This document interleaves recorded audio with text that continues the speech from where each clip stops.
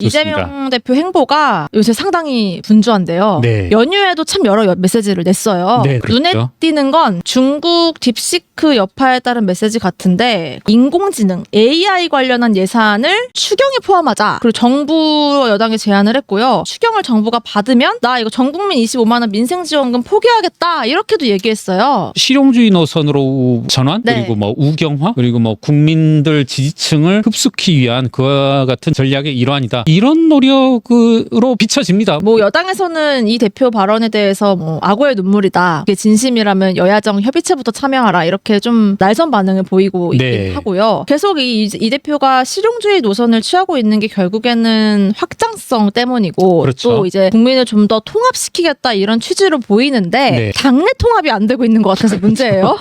이 다른 외연 확장보다 이 같은 지붕 아래 있는 당내 통합이 그렇게 더 어려운 걸까요? 그렇죠. 뭐 바깥으로 보이기에는 이재명 대표가 당내 통합을 그리고 이제 하나된 모습을 잘 보여주는 데는 성공했지만 배제하는 식으로 누군가를 쫓아내면서 그와 같은 통합을 이루어낸 거잖아요. 그러니까 네. 단일화라는 게 이질적인 요소를 포함하면서 껴안으면서 하는 것이 아니라 이질적인 요소들을 배척해 나가면서 마이너스 정치라고 예. 하죠. 이재명 대표가 SNS, 페이스북에 올렸는데 제목은 숲은 단 하나의 나무로 이루어지지 않았습니다. 다양한 목소리가 공존하고 활발한 토론이 이루어질 때 창의성과 역동성이 살아납니다. 우리 민주당이 다양한 플라무가 자라는 건강한 숲이면 좋겠습니다. 한 목소리만 나오지 않도록 오히려 다른 목소리를 권장하면 좋겠습니다. 우리 안에 다른 의견을 배격하면서 내부 다툼이 격화되면 누가 가장 좋아하겠습니까? 문제는 그건 것 같아요. 이 똑같은 말을 이재명이 하니까 이상하게 들린다는 거죠. 네. 사실 이 메시지 주어를 가리고 말한 사람을 가리고 네. 보면 이 메시지 자체는 뭐 할 수 있는 말 저는 정치인데 그렇죠. 뭐 괜찮은 말씀인 네. 것 같아요. 이재명한테 되묻고 싶은 거죠. 과연 당신은 당내 다양성을 그리고 당내 비판을 허용했냐? 제 생각엔 질식시키고 억압하고 완전히 내쫓았잖아요. 그런 분이 이런 말씀하니까 이상하고 전 여기에서 문재인 대통령 페북도 그렇고 이재명 대표 지금 페북도 이재명이 쓴 거라고는 생각이 안 들거든요. 본인들이 쓴 게 아니라고요? 저는 이재명이 썼을 리는 없다. 글이라고 하는 것, 네. 말이라고 하는 것, 본인을 나타내는 수단이고 나타날 수밖에 없잖아요. 이재명이 아주 가식적이고 뭐 위선적이다 할지라도 이런 말을 할 수 있을까? 이재명이라는 퍼스널리티가? 저는 그렇게 안 보거든요. 저도 항상 마누라 앞에선 거짓말 많이 하고 뭐 정말 입만 벌리면 거짓말 치는데도 본심과 이렇게 180도 다른 거 못 하거든요. 전 그래서 이거 이재명이 썼을까? 오늘 올린 글은 이재명 대표의 본심과는 다를 것이다. 저는 다르다. 이건 이재명의 지나온 삶을 다 부정하는 거잖아요. 이재명의 지나온 삶이 어떻게 이루어졌는데 이와 같은 말을 할 수 있는지 이건 저는 이재명이 한 말은 아니다. 회 기자님의 합리적인 의심이었고요. 설 연휴에 문재인 전 대통령을 만났잖아요. 네. 근데 문 전 대통령이 이 역시나 통합이나 포용의 행보를 강조했어요. 네. 이재명 대표 앞에서. 그래서 네. 경청을 했다고 보도가 되는데 이재명 대표가. 그럼 그 자리에서 그 조언을 듣는 이재명 대표도 속으로는 불편했겠네요. 누군가 네. 그런 사진을 올렸더라고요. 한쪽에는 문재인, 한쪽에는 이재명 대표와 이현주 의원 이렇게 네. 했는데 이 표정이 묘한 게 이재명 대표는 이렇게 표정이 굳었다가 환하게 바뀌는 이제 예. 두 컷인데 그런데 이현주 최고위원 같은 경우는 계속 표정이 상당히 언짢은 그런 그랬어요? 건데 예. 아. 그런 이제 두 개의 소위 말하는 짤이 올라와 있는데 한 분이 해설하기를 이건 이제 큰 정치인이 되기 위한 기량의 차이다 뭐 이런 말을 했는데 이현주 최고위원 같은 경우에도 문재인 전 대통령에게 아주 날선 비난성 발언을 많이 했던 분이지 않습니까? 여러 가지 뭐 법률적 고소고발도 많이 했던 것으로 아는데 그런 분이 이제 표정을 못 숨기고 있는 모습과 아하. 이재명 대표는 표정이 바뀌시더라고요. 그런 걸 보면서 우리나라에서 필요한 정치인으로서의 연륜의 차이 뭐 이런 걸 보는데 일련의 뭐 우경화 실용주의 노선이라고 표방하는 것들 네. 그럼 과거의 주장들은 도대체 뭐였냐? 과거에 이재명 대표가 지역화폐 관련 그리고 뭐 25만 원 지원금 관련 이런 것들은 그럼 민생을 위한 행보가 아니었었냐? 이런 반문을 해보고 싶고 네. 여러 가지 행보들 주체가 이재명이 하는 국민들로서는 조금은 의심스럽다. 뭐 이렇게 보고 싶습니다. 예. 다 보셨고요. 임종석 전 비서실장 비명계죠. 이런 메시지를 SNS에 올리기도 했어요. 지난 대선에서 이재명 대표가 패배한 건 이 대표가 부족해서였다. 이거를 인정을 안 하고 문재인 정부 탓만 하더라. 지금이라도 이걸 인정을 하고 성찰을 해야 뭐 앞으로 이기는 길이 열릴 것이다. 네. 이렇게 얘기를 하기도 했고요. 이 지난 대선 패배에 성찰이 없었던 건 바로 이재명 대표가 대표가 개항에 나와서 당선되고 또 바로 그렇죠. 당대표가 됐기 때문이다라고도 했더라고요. 이제는 이 지난 대선의 패배론까지 나오면서 비명계와 이재명 대표 측이 정면으로 또 맞붙는 거 아닌가, 이게 더 심화되는 거 아닌가, 이런 얘기들도 있어요. 아무래도 또 그렇지 않겠습니까? 이제 지금 대안으로 이재명 대표에 있을 수 있는 대안으로 거론되시는 분들이 뭐 김경수 예. 그리고 임종석, 김동연 뭐 이런 분들인데 네. 우선은 지금 현재 시급한 것은 존재감이잖아요. 국힘 여권 내에서는 여러 뭐 있을 수 있는 대안들, 네. 대선 후보들이 국민들에게 비슷하게 그리고 중량감 있게 다가온 데 반해서 민주당은 지금 이재명 대표의 1인 독주 체제란 말입니다. 네. 혹자들은 이것을 뭐 비난하는 측면에서도 뭐 정국에 대한 스케치로서 지금 현재 대선 레이스에서 보이는 것은 이재명 대표만 보인다. 다른 사람들은 보이지 않는다 하는데, 이와 같이 이제 김경수, 임종석, 뭐 김부겸 이런 분들로서는 본인의 존재감을 부각시키는 방법이 우선은 아하. 당 내에서 이재명 대표에 대한 안티테제식의 어떤 비판자로서의 성격을 부각하기 위해서 그런 말씀들을 하고 있지 않나. 여기서도 똑같이 이제 그런 분들이 있으시더라고요. 그걸 또 임종석이 얘기하냐.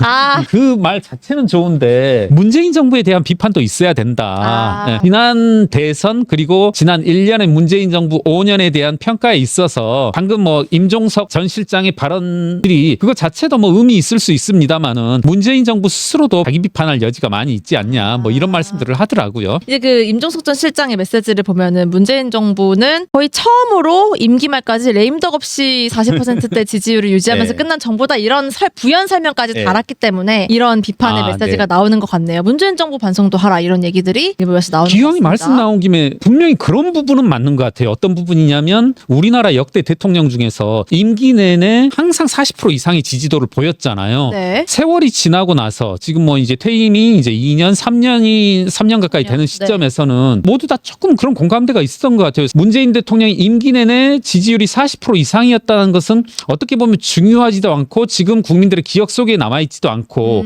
역설적으로 문재인 대통령이 40% 지지율을 유지하기 위해서, 지켜내기 위해서 끊임없는 편가르기, 갈라치기 네. 보는 거요. 그리고 끊임없는 우유부단함 이런 것들이 더 부각되고 있지 않나. 저는 사실 이제 문재인 대통령이 막 그만두고 나서 퇴임 직후에는 좀 사람들 평이 괜찮다가 오히려 문재인 대통령의 우유부단함 그런 측면이어서인지 갈수록 시점이 흘러갈수록 상당히 여론이 좋지 않다. 저는 이것이 이제 제 혼자만의 개인적인 생각일 뿐만 아니라 지난 총선에서도 이제 그런 게 보였었잖아요. 뭐 이제 우연의 일치인지 뭐 다른 식으로 해석할 여지가 있을지 모르겠습니다만은 문재인 전 대통령이 유세를 직접 나간 곳에 예, PK 의원들은 모두 사실 떨어졌잖아요. 그런 것들을 보면서 자랑할 것만은 아니다. 또 지금 임종석 전 실장이 그렇게 말씀을 하니까 문재인 대통령의 그게 장점 일견 보일 수도 있지만 요즘 뭐 윤석열 대통령에 대해서도 여러 가지 장점들, 업적들을 얘기하는데 네. 조금 보면 경강부회 같은 느낌을 많이 들거든요. 네. 그래서 임종석 전 실장도 그런 식으로 뭐 문재인 대통령을 편들면서 이재명 대표를 깎아내리고 하는 것들이 조금 썩 좋아 보이지만은 보이지는 않다. 않는다. 국민들 입장에선 그런 생각이 드네요. 그러니까 아무래도 이렇게 아까 말씀하신 이재명 안티체제를 보이려는 거는 예. 결국에 대선 주자로서 발돋움하기 위한 여러 행보가 아닌가 싶기도 한데요. 비명계 네네. 주자들이 지금 기준으로 물론 지지율 차이가 상당히 많이 나지만 이재명 대표의 도전장을 던져서 좀 제대로 붙어볼 만한 비명계 대표 주자, 좀 유력한 사람 보이세요? 역설적으로 좀 친문 색채가 빠져야 되지 않을까. 아. 제가 봤을 때는 문재인 대통령에 대한 뭐랄까요, 이미지, 잔상 그런 것들이 썩 좋지만은 않은 것 같아요. 그리고 똑같은 말씀입니다만은 퇴임 이후 어떻게 보면 이렇게 평가들이 높아지는 전직 대통령도 있지만 문재인 대통령은 꾸준히 낮아지고 있지 않나. 뭐 사소한 일일 수 있습니다만 뭐 강아지 파양에서부터 아. 네, 또 책방 관련 사건들 네. 이런 것들조차도 어떻게 보면 미담으로 들리지 않고 그 드러난 실상이라고 하는 것들은 어떻게 보면 옆집 아저씨가 그렇게 하더라도 욕먹는 그런 사건들이었단 말입니다. 그렇게 본다라면 저는 이재명의 대안일 수 있으려면 네. 비명, 비문 이분들 중에 나와야 되지 않을까. 국민적인 어떤 지지도 얻으려면. 네. 그렇다면 지금 이 자리에서 드는 생각은 비문, 비명으로 분류할 수 있는 후보군이라고 하면 김동연 그리고 김부겸 이 정도 아니겠나. 두 분도 뭐 문재인 정부에 몸담긴 했었지만 네네. 임종석, 김경수 그분들처럼 친문, 찐문 느낌은 덜하니까요. 네네네. 예. 그래서 어떻게 보면 좀 중도적인 확장, 지금 이재명이 가지고 있지 않는 확장성, 외연성을 가지고 있을 수 있는 사람은 비명, 비문 중에 한 사람이어야 되지 않을까. 뭐 이런 생각을 하게 됩니다. 지금 민주당의 구조와 분위기에서 이분들이 정말 경선에서 팽팽하게 이재명 대표랑 붙어볼 수 있을까요? 근데 그렇지 참 그게 않을 것 참 같아요. 어려워 보여요. 거예요. 그러니까 예. 과거에는 민주당이 전략적 선택을 잘했잖아요. 지지자들이 특히 예. 이제 호남 지지자들이 전략적 선택을 함으로써 과거 노무현 대통령을 탄생시켰고 뭐 이런 여러 가지 말들을 하는데 국민의당이 된 적도 있고요. 불통을 부르죠. 요즘은 보면 국민들이 어떤 집단적으로 나타난 전략적 선택이라고 하는 기준 상당히 민감한 그리고 바람직한 어떤 정치적 본능이라고 하는 것이 국민의힘에 나타나지 네. 민주당엔 그런 본능이 죽어버렸다. 어떤 이제 정치평론가도 그걸 예시로 들더라고요. 국민의힘이 이준석을 선택했던 기억. 그거 사실 누구도 사실 예측해내지 못했던 거잖아요. 맞아요. 예, 네. 이준석 그 당시 당대표의 어떤 약진이라고 하는 것. 그리고 최근에 있어서는